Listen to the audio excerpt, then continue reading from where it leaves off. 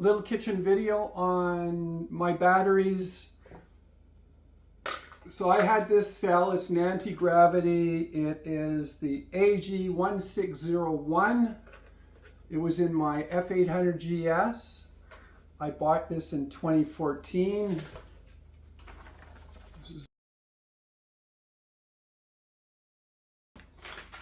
Hopefully that came out okay. And I paid $259.49.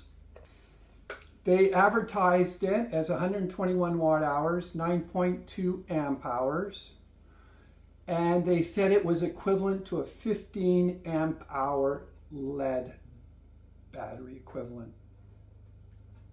So the multiplicative factor, 9.2 amp hours times 1.63 equals 15 amp hours. So at that time, they used a multiplier of 1.63. So I wanted to see what was in this battery, and I cut the top off, and this is what you get. There's 4 cells in series times 4 parallel rows is 16 cells. And this thing weighed 1.52 kilograms or 3.34 pounds. And I bought this knowing, having read Adventure Rider at the time in 2014, this was kind of like the size they recommended. There were smaller, lighter batteries available. They did not recommend those because, yes, they would start the bike, but they wouldn't have longevity. So this battery was sitting in my bike. I bought it in 2014, as I said. And I basically used it to 2022. And in 2023, I bought a new bike. But I still have this bike, and I started the bike up in 2023. But I didn't ride it, just started up to keep it fresh. And then I started up in 2024, again with this battery. And in 2025, this battery did not start the bike, despite me having some maintenance charge on it every once in a while. I was really impressed with this battery, other than the fact it has no BMS. These things could fail catastrophically. So this battery, I thought, oh, I'm going to get Antigravity again. Had a good experience with them. So this is the only one that fits in my new bike, but it also fits in my F800 GS. It's got the same dimensions in the rectangle, but the height in my BMW is taller. It's more like the ATX 12 format. So I printed a little shim, and the battery came with these, and with these here, it'll sit the same height. So this battery is the only one I can install in my new bike, but also I can swap it between my F800 GS with the shims. This battery is advertised at 6 amp hours, 6.1 amp hours, and they say that is equivalent to 12 lead acid equivalent, 12 amp hour lead acid equivalent. That is a multiplier factor of 2. So in 2014, they had a 1.63 multiplier. Now they have a 2 multiplier. I don't know why that is. I don't think the chemistry of these batteries is significantly better in terms of cold cranking amps and stuff like that, which I think is they call it cranking amps, which who knows what that means really. But this is now, they basically increased that multiplicative factor lead acid equivalent. And I'm getting a battery that in 2014 would have been a no-no. Don't buy this battery. It's not going to be sufficient. It'll start the bike, but you're going to have poor life with it.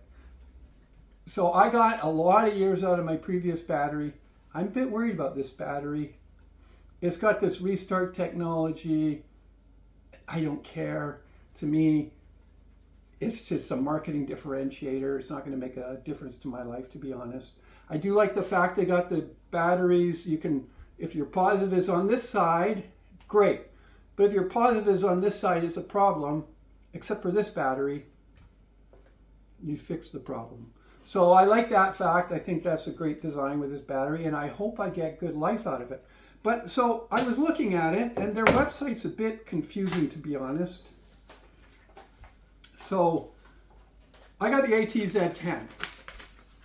They advertise it for $224.99. They say it weighs 2.6 pounds. I measured 2.3, and I'll show the measurements at the end of the video. So I'm a little bit disappointed about that. They say this battery, the best uses of this battery, excellent for everyday use in bikes up to 1,000 cc. I don't know if you can read that. Excellent for 1,000 cc. Now, if you want to get a bigger form factor battery that's taller, so this is the ATZ10, you would get the ATX12. This battery is actually ATX12. It's about $25 more, I think. $249.99. It is advertised as weighing 2.6 pounds, same as the ATZ10. They say it's got the same amp hours, 6.1, same lead acid equivalent, 12. And they say this battery, the ATX12, is excellent for everyday use in stock bikes up to 1,200 cc. Everyday use up to 1,200 cc. Which makes me wonder, it's the same battery. They could have given you a shim, like Noco, to make it work with the little rubbers.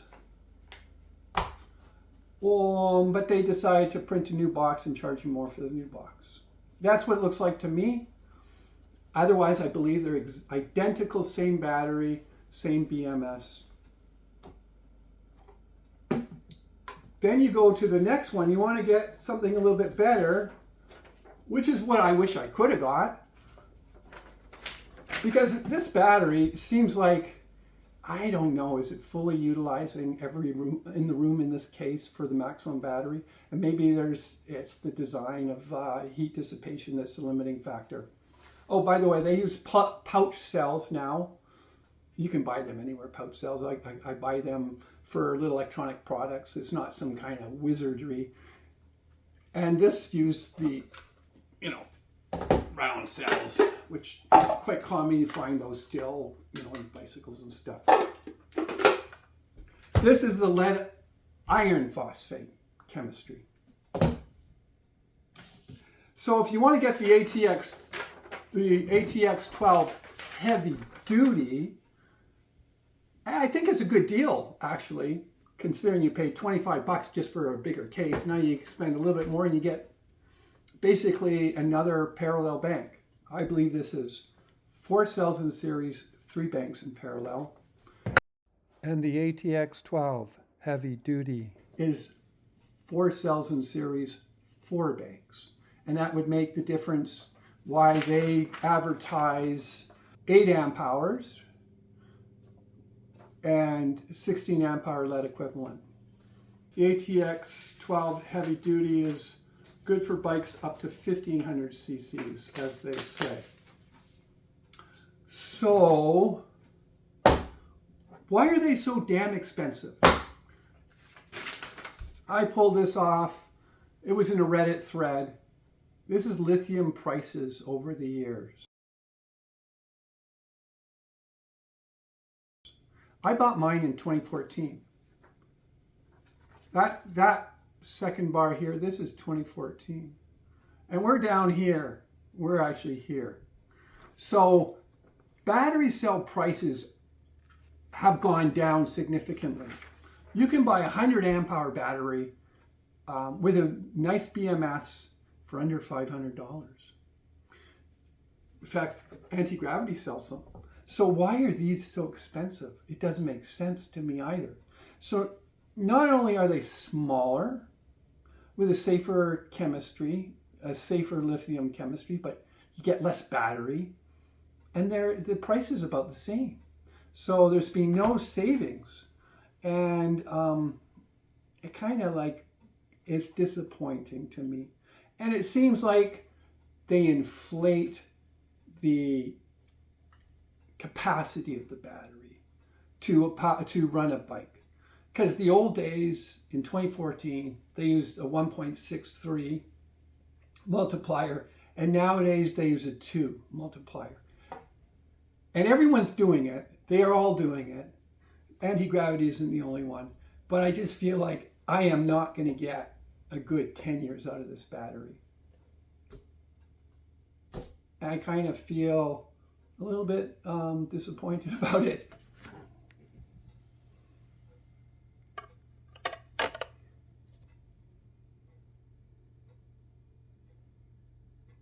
.05 kilograms rounded.